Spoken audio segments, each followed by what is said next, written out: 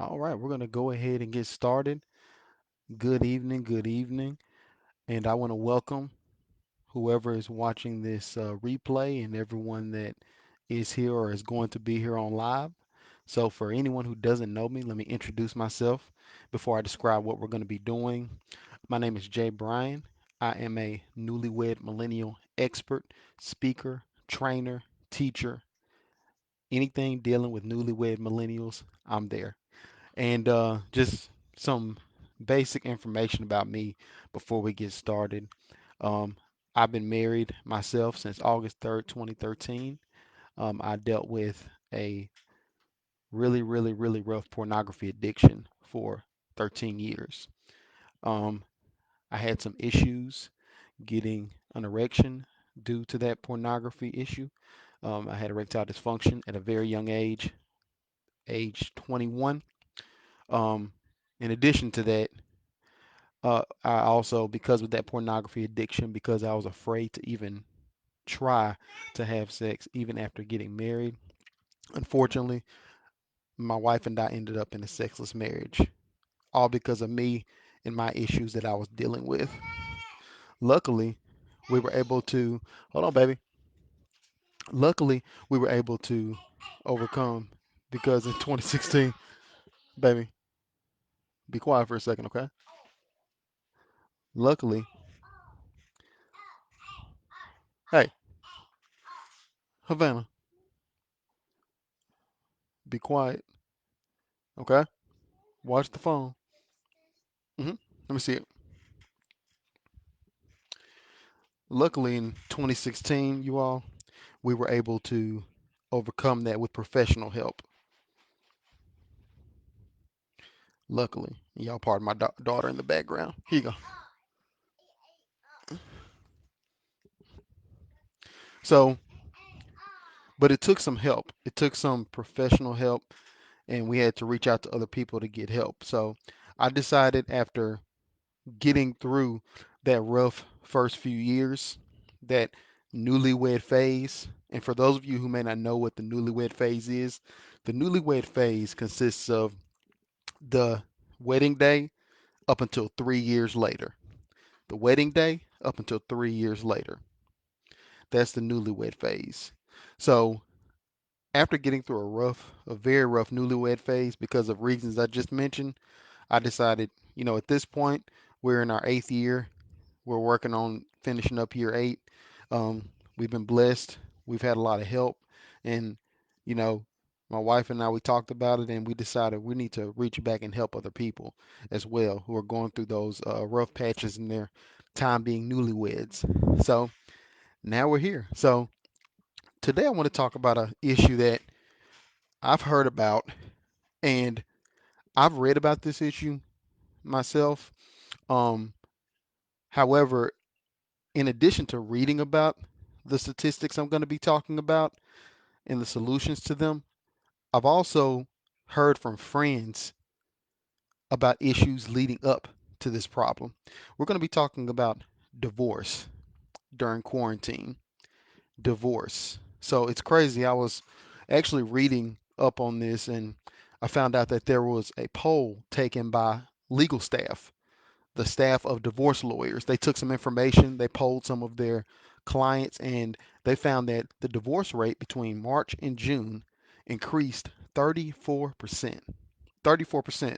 So that's a big jump. The divorce rate wasn't low to begin with, but to jump 34% between March and June, which is the beginning of the quarantine for a lot of people, where they had to go home and be with that significant other for months and days and weeks and months.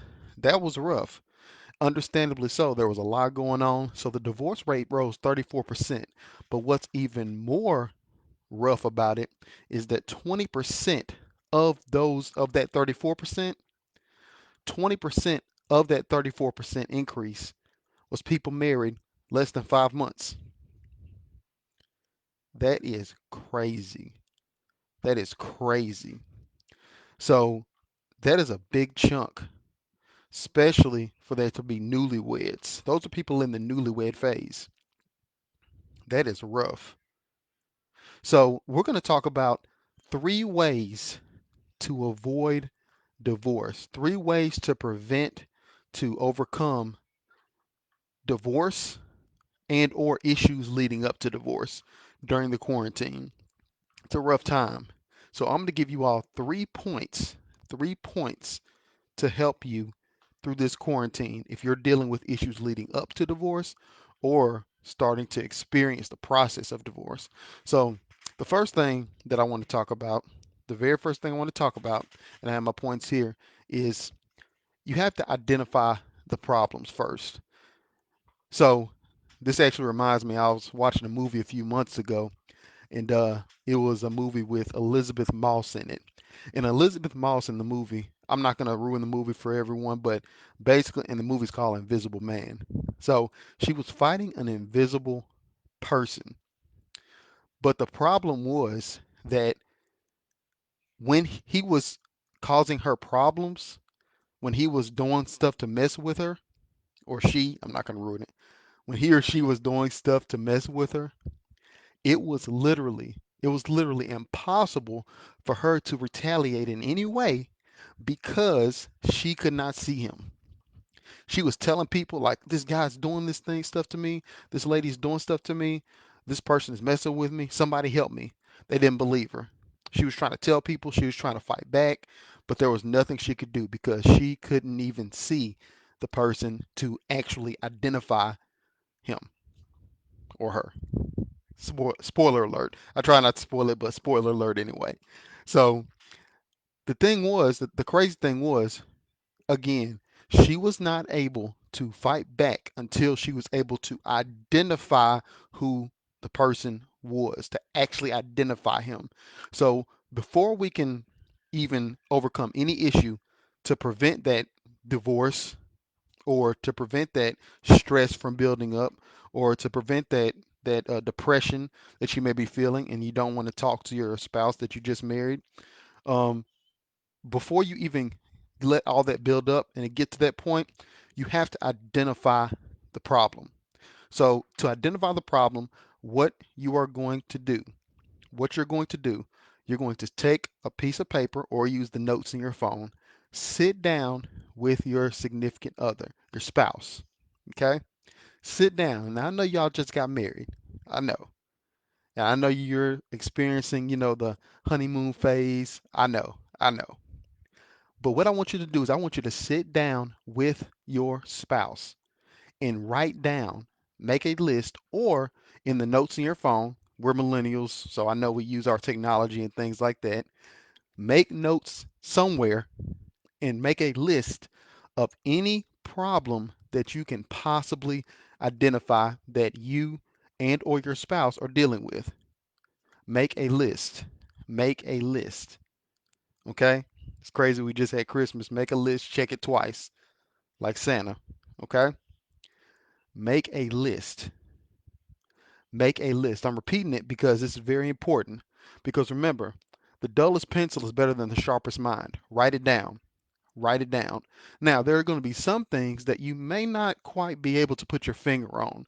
If that is the case, then you're going to have to look into some professional help, whether that be a coach, a counselor, a psychiatrist, whatever, professional help, because there are people that are trained to help identify problems when people may not be able to see them even themselves. So it's important, again, first thing you want to do to avoid divorce during the quarantine, during these rough times, is identify the problems. You can't hit a target you don't have. So we have to identify all the problems. That's the first thing. The second thing is there's some very, again, stressful times. People are getting laid off from work, unemployment. There's all kind of stuff going on. But the most important thing that you can do when those sad times come is to use what I like to call happy times. So that sounds corny, I know, but happy times are things that you can do to go against when you're feeling or experiencing sad times, such as when you're feeling stressed, when you have been having an argument with your spouse, when you have been struggling with something emotionally. There's all kinds of things that can cause some issues and rifts in our marriage. But the important thing that you want to do is use what's called happy times. So, some examples of those will be journaling, watching feel good movies. I use that all the time. Exercise, um, calling a friend on the phone, have a conversation, just talk about anything, anything to get your mind off of it. These are some examples of what I call happy times. These are things that you can use to go against the sad things that may be happening. Again, like that stress, like that, struggle to figure out how you're going to do the virtual schooling thing, how to figure out how to overcome financial stress. Those things can cause problems, and it's important that we have some things those to counteract those. So those are happy times. So that's the second point. And in order to do this, I want you to again sit down and list out, whether in your phone or on paper, list out the different things that you can use as happy times. For example, here's some examples. Again, journaling, exercise, uh, there are emotional exercises you can do. There's all kinds of things like that. Use them. Use them. Make a list of stuff that makes you happy. Make a list. Okay? Make a list of stuff that you can use personally. What do you enjoy? What do you enjoy? Make a list of those things and use those when the times get tough. Use those to prevent that stress meter from rising during the quarantine, from rising when you know you're going to have to talk to your spouse at the end of the day and to avoid outbursts, anger, or even if you've gotten to the point where you and your spouse are discussing divorce, again, that's an even more stressful time. So you want to make sure that you have things to go against those stressful times. And again, we call those happy times. So first thing, identify the problems. Second thing is happy times. We got to use those. And the final thing is be intentional. Do it on purpose. What do I mean? So if you want to, or let's say me, if I want to go to Walmart on purpose, I'm going to stand up. I'm going to put on my clothes. I'm going to go out to my car. I'm going to get in my car and I'm going to deliberately put on my seatbelt, turn on the car, reverse out of the driveway, turn down the street, turn down Walnut Hill, or I'm about to say my street, turn down the street and go to Walmart on purpose. If I want to spend time with my daughter right now, if I want to say hey to her or want her to come say hey, I will purposefully call her. I will intentionally call her because I'm trying to get a result that I want to get. Havana, say hey. Just say hey. Say hey. See, I did that on purpose. My daughter's behind me. I did that on purpose, everyone. So that's the thing. When after you write down these problems or or get professional help to identify some problems, be intentional on purpose. I want you to focus, even if it's one by one, step by step. I want you to focus on each individual problem and knock them out. Knock them out. And you have to do it on purpose. It's not going to happen by accident. It has to be deliberate. We have to decide, we, we have to decide as newlywed millennials that we're going to attack each problem on this list that we made. We have to decide that. And we have to do it on purpose. We must be intentional in what we do. So, first thing, identify the problem. Okay? Second thing, happy times.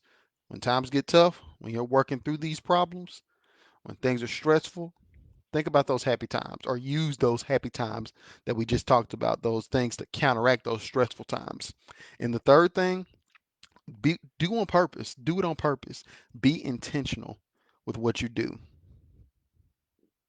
So again, those first two were very, very practical that you can actually get off the live and do those right now, or get off this video and go do those right now. Literally, right now, you can start doing those. The third one was a little more um, abstract. Okay? But it's still something that you can do. You can be intentional about working through these issues to avoid that divorce during the quarantine.